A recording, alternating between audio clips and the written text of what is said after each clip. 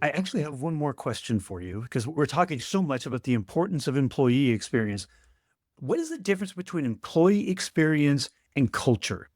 Or are those the same thing? No, they're not the same. Your employee culture should be strategic and long term. It's your code of conduct to drive your day to day to long term activities. Your employee experience should be based out of that. But as we know, employees have everyday positive or negative experiences. So they're, to me, distinct and separate, but they do go hand in hand because at the end of the day, I do strongly believe that employees are the one that ultimately manage and experience the culture.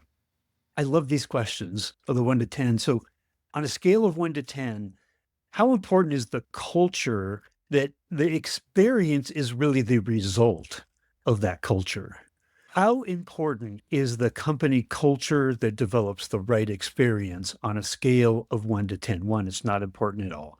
10, it's vital to create the right culture, leading to the right experience that drives the transformation and the success of the business.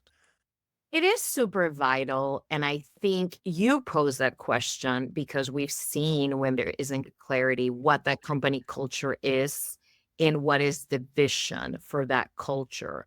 I think it is okay for company leaders to be courageous and admit when that company culture needs pivots. Obviously, we tend to react easier to technology changing needs, but when there are or regulatory ones, because of course you have to do it.